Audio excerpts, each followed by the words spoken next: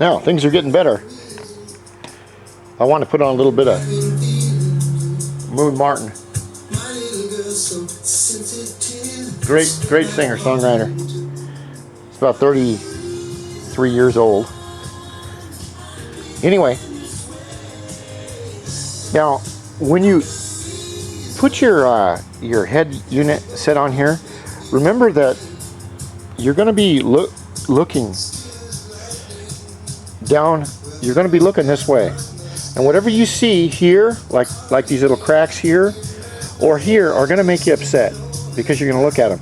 If it's on the other side, it really don't matter. Well, what I've done is I've taken the turn signal and I've turned it down on the handlebar, and so I can get at the turn signal right now. Now there's only one little problem. I have my hand on the handlebar and I close my eyes and I'm trying to work these switches, and I find that this is a hump right here, this little piece.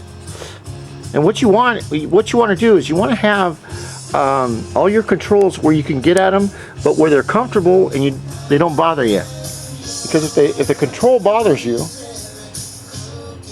then it's like having a hangnail or a sliver or something under your fingernail. It may not kill you, but it bothers you. So I'm going to take my Dremel here and just take off a tiny bit right there. Not too much, because you want to leave an edge, like an edge right here. If you take off too much, it'll look like shit. But if you take off just enough and smooth it down, then that's going to work really nice. And this high-low switch is popping out just a tiny bit on the top. See if I can pop it out a little bit. Anyway, the switch is popping out because it's hitting on the chrome part of this switch right here. So what I'm going to do with this, and it's only coming out just, I would notice it, high and low. Remember, like I said, in America, the light, your front light here, will come on all the time. And then you can go to high or low. And you can see it's already started to come out just a tiny bit. I'm going to take some of this black JB Weld and I'm going to mold it all around here and mold it in, and then take a little paintbrush and put a little black paint on there. And then I'm going to fix up this little problem right here and right over here. But everything else seems to fit okay if it all works. I have my boost deal right there. Throttle. I don't know why that's doing that. The throttle is in here really good. What I believe the problem is with this is that I have so much wiring in there that I've got a wiring buildup somewhere. So I'm gonna take this back off, and I'm gonna take my wire bundles and I'm gonna really get them close into the empty spaces in here before I put this back on.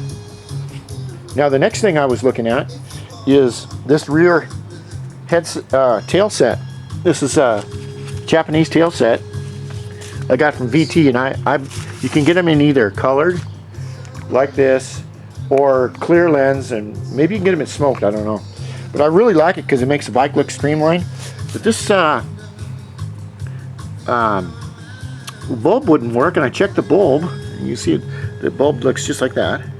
I checked the bulb and the bulb's fine. So like I said, it's little bullshit things that can screw you up. Here I have your positive and your negative positive and negative leads. I noticed on this positive lead, if you look at the little tiny prongs, they're too far apart. So they were just sitting on the stud, on the little stud in there. So I'm going to take a pair of pliers and cramp those down and see if they work again. Because all my turn signals work perfect, and that's a real pet peeve of mine, except this one light right here. So I'm going to hook up, I'm going to fix the little problem that I have right here.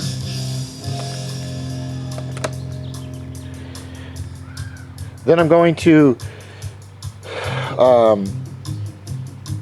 fix the tail light and then fire it up and see how well it works. And as you can see, all of my wiring has been put underneath the floor rest and up to the up above the radiator so I can get at it. I've doubled all the